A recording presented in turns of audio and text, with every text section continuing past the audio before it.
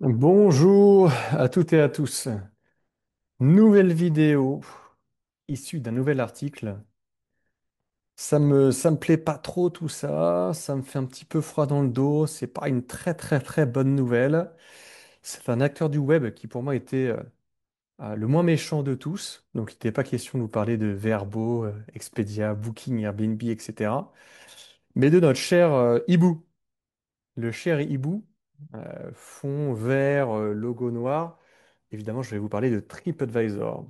Alors, c'est une petite bombe hein, qui a été lâchée dans notre secteur des acteurs du web, lié au monde du tourisme. Source Les Échos, ou plutôt l'écho touristique, du 7 novembre 2025. Le titre est le suivant. TripAdvisor licencie. Donc, bon, toujours triste, hein, et quand on annonce un licenciement dans ce genre de gros groupe, c'est une restructuration, un repositionnement. Et là, malheureusement pour nous, les acteurs de l'hébergement indépendant, c'est pour se recentrer sur les expériences. Alors, tout ça sans avoir de boule de cristal, ça sent pas bon. Comme je vous le disais, pour nous, les hébergements, même on peut penser aux amis aussi de la restauration. Euh, TripAdvisor se fait, je pense, bouffer hein, par les gros, par les plateformes. Maintenant, il fait face à la révolution de l'IA. Ça fait longtemps qu'il se cherche, hein, l'âge d'or de TripAdvisor, purement sur sa plateforme d'avis, je pense qu'il est revenu depuis quelques années. Il a voulu à un moment être un réseau social, il a vu faire de la vente en ligne, notamment pour ceux qui s'en souviennent par Holiday Rentals et Holiday Letting, sa plateforme de réservation en ligne pour les meublés touristes. Bon, tout ça ont été des échecs. Et la chose qui fonctionne bien chez TripAdvisor, ça a été le rachat de Viator en 2014, si je ne vous dis pas de bêtises. Et depuis qu'il a racheté Viator, qu'il a consolidé ça et qu'il a fait des synergies entre Trip et Viator, voilà, c'est plutôt fort. Bon, j'oublie pas le côté restaurant avec La Fourchette, rebaptisé The Fork depuis quelques temps maintenant. Oui, ça en sort plutôt pas trop mal aussi. Mais l'hébergement, compliqué. Voilà, compliqué. Il prend un peu de budget publicité. Il a noué des partenariats avec les grosses plateformes pour se transformer dans un genre d'apporteur d'affaires. Donc bon, voilà. Bref, qu'est-ce que tout ça peut signifier? Comment on peut anticiper la suite? On peut peut-être se dire que dans quelques années, il n'y aura plus du tout de fiches d'hébergement, voire de restaurants. C'est une éventualité. Pour l'instant, c'est pas le cas. J'ai vérifié. Il accepte toujours les chambres d'hôtes, les hôtels, les villas et non pas les meublés de tourisme. Hein, de plus en plus, depuis octobre 2024, depuis plus d'un an maintenant, il n'y a plus de gîtes potentiellement sur TripAdvisor. En tout cas, on ne peut plus créer d'annonces spécifiquement. On est retoqué, hein, tout simplement.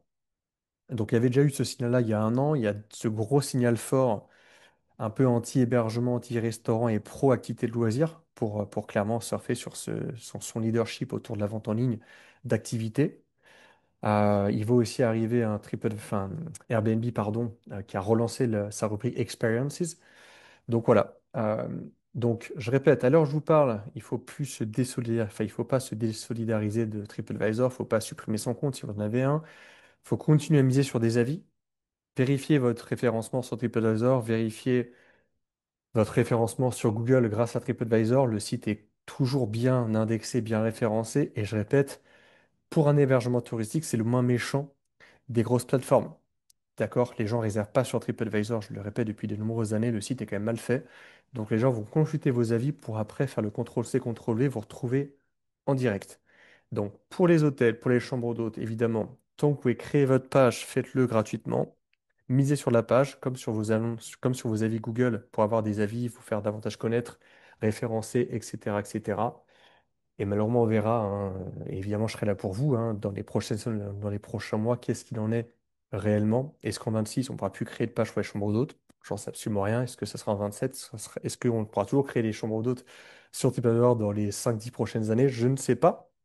Mais voilà, licenciement, repositionnement, restructuration, davantage orienté activité de loisirs que hébergement, voire restaurant. Est-ce que ça vous surprend ou pas? N'hésitez pas à nous partager votre sentiment. Je suis certain que pour vous, TripAdvisor a baissé d'impact hein, par rapport à ceux qui étaient en place depuis 5 ans ou 10 ans. Mais encore une fois, on ne met pas tout de suite à la poubelle. Tant qu'on peut encore être présent sur ce site, tant que vous avez une clientèle internationale, ça reste un acteur qui est connu, reconnu, de référence pour les avis strictement parlés.